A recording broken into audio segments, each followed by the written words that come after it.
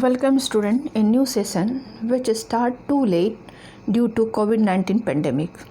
I am Dr. Sangeeta Srivastav, Head Department of Zoology, going to start your fourth paper named Biology of Vertebrate Immune System. That is Immunology. Here is a book, Immunology by Kube, The Immune System, Peter and Parham, and Indian writer Immunology by S.S. Lal and S. Kumar, and it's your syllabus. So first of all, what is immunology? Immunology is the branch of medicine and biology concerned with the immunity. Next question, what is immunity? So immunity is a Latin term, immunis. It comes from the term immunis, I-M-M-U-N-I-S. Immunis means exempt. Exempt, E-X-E-M-P-T, exempt. It means free from any things up here, free from infectious diseases. So immunity is a state of protection from infectious diseases. In other words, immunology is a branch of biology that concerns the study of immune system in all organisms. So what is the immune system? The immune system is the body's defense against infectious organism and the invaders. So next, in detail study according your syllabus. So first topic of your syllabus is innate and acquired immunity. So innate immunity, what is this? It is a first line and second line of defense which included in this. So innate immunity, that is non-specific host defenses that exist prior to exposure to an antigen and involve anatomic, physiologic, endocytic and phagocytic and inflammatory mechanisms. Here is a summary of innate immunity. There is a anatomic barrier, as anatomic barrier, for example, skin, mucous membrane, that behave as an anatomic membrane, and physiological barrier are chemical barrier, temperature, low pH, chemical mediators behave as a physiological barrier or chemical barrier. Next is the phagocytic cells. These cells, number of cells, monocytes, macrophages, dendritic cells, number of phagocytic cells involved in the innate immunity, and inflammatory barrier is another response of innate immunity. In inflammatory response, there is function of inflammatory. इसमें actually आपको ये show किया गया है कि there is a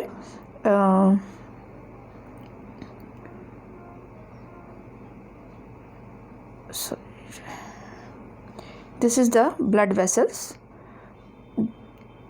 This is the blood vessels. ये आपका blood vessels show किया गया है. यहाँ जो है आपका ये इन्फेक्शन है, कोई bacterial infection, tissue injury, due to the injury there is a bacterial infection. इस इन्फेक्शन की वजह से ये बैक्टीरिया इंटर कर रहे हैं, ये दिख रहा है आपको. और उसके बाद just after the entry of bacteria in the tissues, there are different steps of reactions. तो step first, step second, step third, step 4, ये हम लोग डिटेल में स्टडी करेंगे जब आपके एक एक टॉपिक लिया जाएगा. तो ये हमारी इन्फ्लेमेटरी रिस्पॉन्स है जो कि यहाँ से इंड्यूस करते हैं हमारी मैक्रोफेजेस न्यूट्रोफिल्स को, और न्यूट्रोफिल्स जो है अपने ये डायपेडेसिस शो कर रहा है, and then they reach on the local damage tissue part, and there is secretion of also chemicals. All chemicals and cells together involved in the phagocytosis and decaying of the killing of the bacteria. That's okay. Next is the adaptive immunity. So what is this adaptive immunity? Adaptive immunity is also known as acquired immunity. Host defenses are mediated by B and T cell following exposure to antigen, and that exhibit specificity, diversity, memory and self and non-self recognition. Main जो adaptive acquired immune system है वो या immunity हमारी है, वो mainly क्या कहती है, that is the specificity. Specific जो रिस्पॉन्स है हमारी सेल्स की, जैसे आप first and second line of defence is the part of innate immunity, third line of defense, that is the acquired immunity. So here point shows that is the antigenic specificity. It means कि यहाँ पे particular antigen के against हमारी body जो है response करेगी बाह्य formation of antibodies are particular cells. Diversity, different kinds of cells which involve here.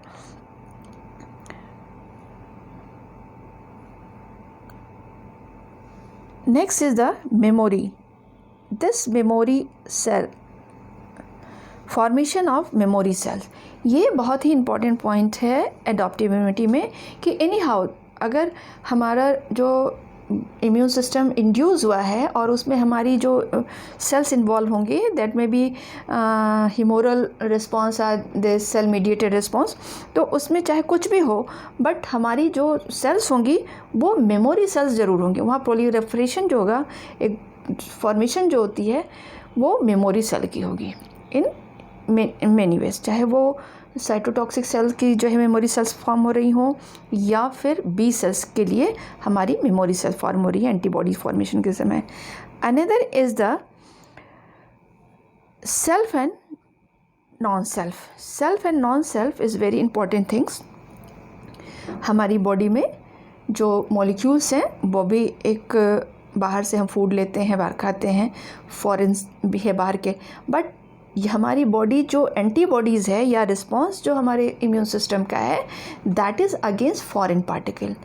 Foreign means, foreign क्या है, ये हमारी बॉडी रिकग्नाइज करती है कि वो कोई मॉलिक्यूल, कोई पैथोजन हमारी बॉडी के लिए वो सुटेबल है और नहीं है. तो सेल्फ और नॉन सेल्फ, जो सेल्फ है उसे रिकॉग्नाइज कर लेती है, वो हमारे लिए हार्मफुल है. जैसे हमारे जो एंटीजेंस हैं mostly they are foreign and larger molecules. तो हमारी बॉडी में भी लार्ज मॉलिक्यूल है like protein, fats, carbohydrate, but they are not antigen. But antigen वो होंगे जो हमारे लिए जो है वो एक सेल्फ नहीं है, नॉन सेल्फ है, दे आर नॉन सेल्फ. तो कोई भी large molecule that are foreign and other properties which are decided by the body cells that recognize self or non-self. तो ये हमारे इम्पॉर्टेंट पॉइंट होता है कि एडॉप्टिव एक्वायर्ड इम्यूनिटी में जो सेल्फ और नॉन सेल्फ के रिकग्निशन है कि वो मॉलिक्यूल या कोई पैथोजन हमारी बॉडी सेल का पार्ट है या फॉरेन पार्टिकल्स. ठीक है. And next is the cells, number of cells and tissue which involve in our immune system. So here the cells which are formed from the stem cells, ये हमारी जो cells की formation होती हैं, hemopoietic stem cells which produce myeloid cell lymphoid progenitors. आपने पढ़ा होगा पहले भी कि granulated and agranulated cells in case of WBC formation. ठीक है. तो हमें यहाँ पे आप देखिए नंबर ऑफ सेल्स हैं, ग्रेनुलोसाइट, मोनोसाइट, प्रोजेटा, इओसिनोफिल्स, बेसोफिल्स, मेगाकैरियोसाइट्स, ये आपके नंबर ऑफ जो सेल्स हैं involve in immunology.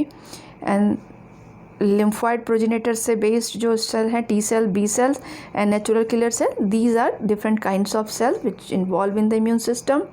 And here common B cells which is very important. Here there is a proliferation of B cell. So B cell which originated from the stem cell. Stem cells give the B cells. So here gene rearrangement and there is the formation of mature B cell. Mature B cell have a antibody on their surface. So antibody उसके surface पे हमें जो मिल रहा है, ये आप देखिए, they act as a receptor. यहाँ जो एंटीबॉडीज़ की प्रेजेंस है वो मैच्योर सेल से अटैच्ड है. अभी इस कंडीशन में हमें जो दिख रहा है, antibody attach with the B cells. So there is a condition where is the maturation of B cells. And next step, mature B cells which give response to antigens. Then antigen dependent proliferation. ये जो proliferation है आपको इधर जो दिख रहा है, that is maturation है into mature antigenetically committed B cells. और यहाँ जो है हमारा इस साइड में आपको दिख रहा है एंटीजन डिपेंडेंट प्रोलिफरेशन. तो ये हमारा, ये देखिए, इस केस में हमें देखिए कि ये आपका when antigen attached with the B cell, it means antibody which attached with the B cell behave as a receptor for the antigen, and after the attachment of antigen with the antibody there is a proliferation. So here antigen dependent proliferation and differentiation of the plasma and memory cell. तो result क्या होता है, जब किसी भी antigen का attachment B cell से होगा तो यहाँ प्रोलिफरेशन होगी, और these proliferation give finally there is a number of antibodies which are produced by plasma cells, and also there is a formation of memory cell. That is important. मैंने बताया था कि एडाप्टिव इम्यून सिस्टम में memory cell formation must है. तो यहाँ हमें देखिए कि ये एंटीबॉडी जो है फॉर्म हुई, that is form by the plasma cell. ये आपकी मैच्योर प्लाज्मा सेल्स हैं जो एंटीबॉडी फॉर्म कर रही हैं, एंड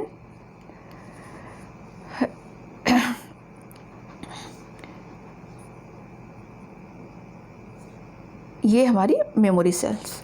ठीक है, तो मेमोरी सेल की फॉर्मेशन मस्ट है. Now next topic is, this is a kind of cell, lymphoid organs.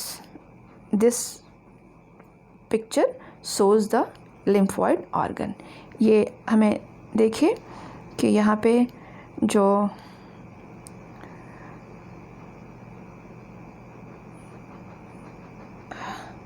Different organs हैं वो आपके, ये देखिए, ये हमारा मेन जो है वो primary and secondary lymphoid organ आपको पढ़ना है. प्राइमरी एंड लिम्फॉइड मेन आपका जो है, आप देख रहे हैं कि हमारी बोन मैरो, जो बोन मैरो हमारा प्राइमरी है, थाइमस ये हमारे प्राइमरी उसमें होंगे. सेकेंडरी आपका जो है ये स्प्लीन और लिम्फ नोड. पूरी बॉडी में हमें अगर दिख रहा है तो आपको मिल रहा होगा कि ये जो लिम्फ नोड्स हैं, ये देखिए एक पूरा नेट दिख रहा है, नेटवर्क दिख रहा है यहाँ. ये लिम्फ नोड है, एक छोटे छोटे आपको ये दिख रहे हैं नोड जैसे, दीज आर लिम्फ नोड. ये हमारी सेकेंडरी लिम्फॉइड ऑर्गन है. तो primary and secondary lymphoid organ जिसको हम डिटेल में देखेंगे अपने जब नेक्स्ट चैप्टर पे आएंगे. Now this is very important. ये हमें आपको दिख रहा है, there is a evolutionary comparison. Evolutionary comparison में हम देख रहे हैं कि यहाँ आपको एक ये लैम्प्रे जो एक साइक्लोस्टोम है, ये ट्राउट फिश है, ये फ्रॉग है, बर्ड है, एंड माउस है. तो ये आपकी जो सेल्स हैं ये different kinds of immune cells हैं. GALT, thymus, spleen, bone marrow, lymph node, germinal centres, ये जो है आपको दिख रहा है. ये ओरिजिन जो है मैमल की है, ये बर्ड की है, ये एन्यूरेंस की है, ये टिलियोस्ट की है. सो ये हमें जो है ये सारी चीज़ें यहाँ पे दिख रही हैं. तो ये हमें शो कर रहा है कि इवोल्यूशनरी वे से हमारे जो इम्यून रिस्पॉन्स है कहाँ से डेवलप है. तो आप देखिए साइक्लोस्टोम्स, फिशेस में भी इम्यून रिस्पॉन्स जो गॉल्ट कर रहे हैं वो gastro intestinal associated lymphoid tissue है. और टिलियोस्ट में भी आपको दिख रहा है कि टिलियोस्ट में थाइमस प्रेजेंट है. ठीक है, जो टिलियोस्ट में आपको थाइमस भी है और नेक्स्ट स्ट्रक्चर स्प्लीन भी है. एंड फ्रॉग में आइए, फ्रॉग में ए न्यूरॉन्स में जब हम आ रहे हैं तो हमारे गाल्ट भी मिलेगा, थाइमस भी है, स्प्लीन भी है, बोन मैरो भी है। एंड नेक्स्ट बर्ड्स में आइए, बर्ड में हमें जो है क्या है, lymph nodes and germinal centres भी। तो ये सभी हैं, मतलब ये बर्ड्स और मैमल में आपको GALT, thymus, spleen, bone marrow, lymph nodes, germinal centre, ये आप सारे जो है आपको मिल रहे हैं इन केस ऑफ। तो हमारा जो इम्यून सिस्टम है most significant in bird and mammal, ये हमें आपको दिख रहा है। तो ये बर्ड और मैमल में ये सारे स्ट्रक्चर प्रेजेंट है, as a GALT, thymus, spleen, bone marrow, lymphoid nodes, germinal centre etcetera. But in other cases आपको थोड़े से लेस डेवलप स्ट्रक्चर मिलेंगे, जैसे आपको साइक्लोस्टोम में सिर्फ गाल्ट मिलेगा जो पैचेस फॉर्म में इंटेस्टाइन में प्रेजेंट होगी, म्यूकस मेम्ब्रेन के पास। फिश में आपको जो है 3 थिंग्स मिल रही हैं, गाल्ट में मिल रहा है, थाइमस भी है और स्प्लीन भी है। फ्रॉग में आपको 4 स्ट्रक्चर मिल रहे हैं, GALT, thymus, spleen, bone marrow. And bird और मैमल में हमें वो सारे सिस्टम मिल रहे हैं जो हमें पढ़ने हैं। ठीक है, that's okay. There is a evolutionary, ये आपका कंपैरिजन है, इवोल्यूशनरी कंपैरिजन है of lymphoid organs. This is the next is the antigen. So what is antigen? This is the definition or brief explanation of antigen. Antigen, that is the any substance, usually foreign, that binds specifically to an antibody or T cell receptor. Antigen is also known as immunogen, और हम इसकी detail जब study करेंगे तो हम ये देखेंगे कि एंटीजेनिसिटी और इम्यूनोजेनिसिटी, जब हम कहते हैं कि antigen is also immunogen, in synonyms of the antigen is immunogen. तो कोई भी एंटीजन जब किसी भी सेल से बाइंड करता है, this is the antigen. Okay, when it come attach with the B cell, then B cell become effector cells. This is the effector B cells. These proliferate into memory B cell and plasma. अभी हम लोगों ने पीछे देखा था कि antigen dependent B sales जो एक मैचुरेशन हो रहा था, तो antigen dependent, when antigen bind with the B cell, mature B cell is proliferate into memory cell, memory B cell and plasma cells. Okay, and when antigen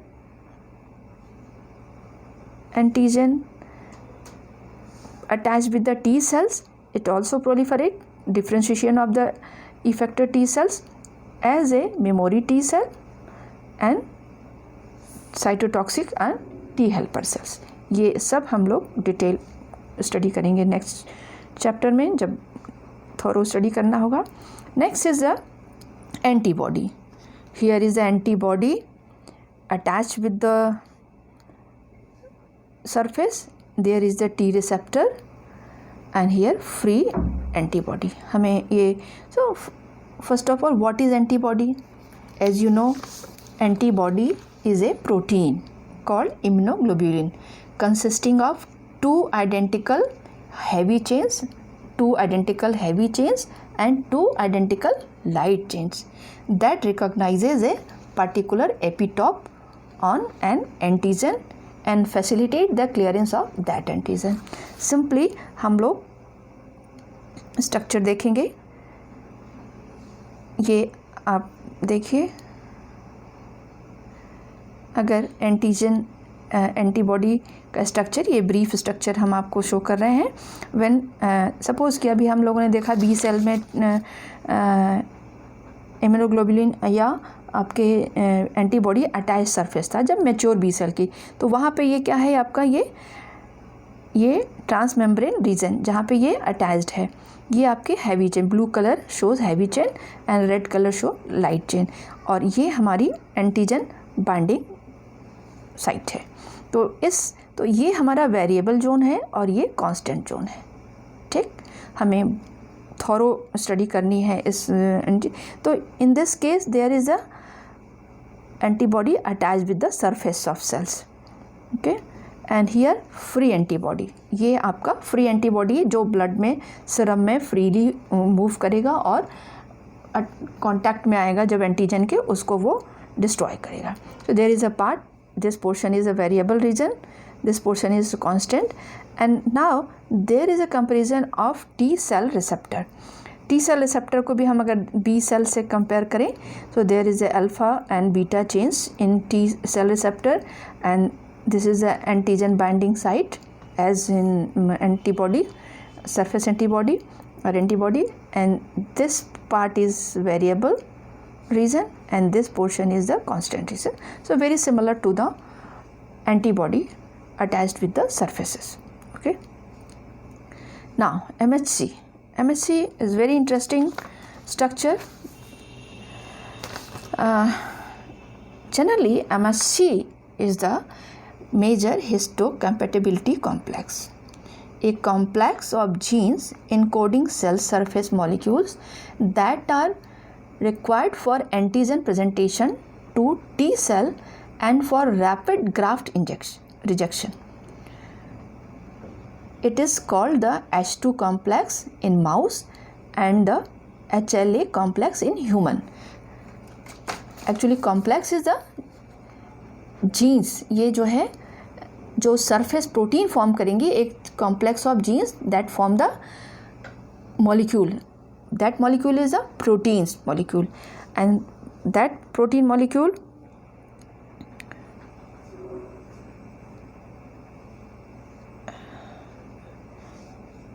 this one class MHC class 1 and MHC class 2. So cell surface पे एक हमारी जो molecule जिसके लिए number of jeans responsible होंगी वो एक protein form करेगी, और this one is MHC molecule attach with the cell membrane. This MHC molecule is a protein encoded by major histocompatibility complex and classified as class 1, class 2 and class 3 MHC molecule. Here there is only two structure, class 1 and class 2. ये बहुत ही important structure है और इसको हम लोग फिर detail में study करेंगे. And next point is the cytokines. Cytokines is a molecule. ये भी आपकी जो है वो प्रोटीन है जो नंबर ऑफ सेल्स से सिक्रीट होंगी. Immune cells which are responsible for the secretion of cytotox. ये आपका cytotoxic gene which secrete protein. जैसे है प्रोटीन सिंथेसिस आपने पहले पढ़ा हुआ है, सेम उसी से जो है any stimulus given, induced stimulus, this one is when stimulus given then cytokine genes activated and formation of molecule that is called as cytokines. And then these cytokines attack on the target cell because target cell have a receptor for particular molecule, और वो फिर इसमें conformational changes लाएंगे और फिर then this cell affect the biological function. Okay, तो ये हमारा एक जनरल होगा कि एक जो साइटोकिन्स प्रोड्यूसिंग सेल होंगी वो पर्टिकुलर जो टी सेल बी सेल जो है, हम इसका डिटेल बीच में पढ़ते रहेंगे जब हम लोग एक एक number of molecules which are present. बहुत ही तरह के मॉलिक्यूल्स हैं, प्रोटीन हैं विच आर रिस्पॉन्सिबल. अभी आप लोगों ने इस कोविड-19 के केस में साइटोकिन स्टॉर्म की बात आती है कि इस केस में बहुत ज़्यादा नंबर ऑफ साइटोकिन्स जो है सिक्रीट होते हैं जो कॉम्प्लिकेशन क्रिएट करते हैं. तो ये एक तरह से रेगुलेट भी करते हैं कि ह्यूमोरल रिस्पॉन्स में जाएगी, हमारी इम्यून सिस्टम काम करेगा या सेल मीडिएशन में जाएगा. Number of molecule which are responsible for immune response है. तो ये cytokines which are protein molecule, okay, attached with the receptor and receptor are present on the target cell. When it attach, there is signal reached to the gene activation nucleus for the gene activation. When gene activated, there is a formation of number of enzymes and other things and biological effects. Okay, so these are cytokines. And next is another important structure is the complement system. complement, यहाँ हम एक diagram है आपके को दिख रहा है. there is the complement system का एक प्रोटीन जो C1 है। There is a complicated structure, ये है, हम लोग फिर जब टॉपिक में आएंगे फिर डिटेल देखेंगे। ये C1 का स्ट्रक्चर है, that is very important, that involve in the clearance of the antigens. किसी भी एंटीजन का जब एंटीबॉडी से अटैचमेंट होगा तो उसको टोटली क्लियर करने के लिए नंबर ऑफ प्रोटीन्स जो है वो हेल्प करती हैं। जैसे कोई बैक्टीरिया है तो उसकी वॉल को टोटली डिस्ट्रॉय करने के लिए नंबर ऑफ प्रोटीन इन्वॉल्व होंगी और डिफरेंट शेप फॉर्म करेंगी, तो मैकेनिकली उसको डिस्ट्रक्ट करती हैं। ये सारी चीज़ें डिटेल हम डिफरेंट वे से पढ़ेंगे, जिसमें कि हम के डिफरेंट पाथ हैं जो कॉम्प्लीमेंट सिस्टम में जाते हैं। नाउ अब सारी इम्यूनोलॉजी के इंट्रोडक्शन में अगर हम, आपका लास्ट टॉपिक है इम्यूनाइजेशन। इम्यूनाइजेशन मीन्स कि ये हमारी आज की डेट में हम सभी लोग इससे फैमिलियर हो गए हैं, सभी लोग वेट कर रहे हैं कि हमारे कोविड-19 जो प्रॉब्लम है उसमें हमारा कोरोना वायरस, जो वेरी डेंजरस वायरस, जो कि मैन मेड भी है, इसके लिए बहुत कॉम्प्लिकेशन है वैक्सीन क्रिएट करना। बट आज की डेट में हमारे साइंटिस्ट वेल डेवलप्ड इंफ्रास्ट्रक्चर पे काम कर रहे हैं। They have fully scientific laboratory and number of famous scientists involved in this process, number of institutes involved in this vaccine formation. But जब कुछ भी नहीं था तब एडवर्ड जेनर ने ये काम किया। कंट्रीब्यूशन ऑफ जेनर जो है वो एक बहुत बड़ा कंट्रीब्यूशन है जो हम कभी भी उसको इग्नोर नहीं कर सकते। तो ये जो कंडीशन है कैसे स्टार्ट हुई, ये हम सभी लोग एक पूरी स्टोरी जानते हैं। तो एडवर्ड जेनर के लिए जितनी चीज़ें हम लोग जानते हैं, तो जब एडवर्ड जेनर छोटे थे तभी उन्हें, आज की डेट में हम सभी सिंपल खाली जितनी चीज़ें डेवलप हैं सिर्फ वही पढ़ रहे हैं, कुछ नया सोचने के लिए हम अपने को बाध्य नहीं कर रहे हैं। बट एडवर्ड जेनर जो बहुत छोटे थे तो एक स्टोरी उनके सामने आया करती थी कि जिसको काउ पॉक्स हुआ है उसे स्मॉल पॉक्स नहीं होगा। स्मॉल पॉक्स बहुत उस समय तेज़ी से फैला था, एक पेंडेमिक था जैसे आज कोरोना वायरस का है। तो ऐसे केस में जब वो छोटे थे तो एक बहुत ही खूबसूरत सी लेडी थी जो कहा करती थी कि मुझे स्मॉल पॉक्स नहीं होगा, मेरा फेस जो है वो अगली नहीं होगा, क्योंकि हम जानते हैं कि स्मॉल पॉक्स जब होता था तो बहुत छाले जैसे निकलते थे और फेस पे हो जाता तो फेस में परमानेंटली जो है एक स्पॉट्स पड़ जाते थे और फेस बहुत अगली दिखता था। तो वो बहुत ही ये कॉन्फिडेंटली कहती थी कि मुझे तो काउ पॉक्स हुआ है और मुझे स्मॉल पॉक्स कभी नहीं होगा। ये बात जो है बहुत ध्यान से एडवर्ड सुना करते थे। फिर वो काफ़ी लंबे समय तक अपनी स्टडी किए और फिर जाके उन्होंने और डॉक्टर जब हो गए तब भी उन्होंने इस बात को भुलाया नहीं, क्योंकि स्मॉल पॉक्स तब भी काफ़ी परेशान कर रहा था, पूरी दुनिया में फैला था, पूरी महामारी से लोग परेशान थे। तब एडवर्ड जेनर ने एक फिर से काउ मिल्क मेड को देखा जिसे काउ पॉक्स हुआ था और उसके घाव से उसके पस को लिया और 8 ईयर के बच्चे के ऊपर जो है उन्होंने उसको स्प्रेड किया। तो ये रिज़ल्ट मिला कि वो स्मॉल पॉक्स जो बच्चे का है वो ठीक भी हुआ और टोटली वो क्योर हो गया बच्चा। तो इसके बाद से आफ्टर 7 वीक बाद उन्होंने फिर से यही एक्सपेरिमेंट और लोगों पे भी किया। तो नंबर ऑफ़ एक्सपेरिमेंट करने के बाद उन्होंने एक प्रोसीजर को अपने वैक्सीनेशन टर्म दिया। तो इम्यूनोलॉजी एक तरह से देखा जाए तो एक न्यू साइंस है, एक बहुत ही वंडरफुल वर्क है इसका। यूँ तो हम सब जान रहे हैं आज की डेट में, एवरीबडी नो दैट कि व्हाट इज़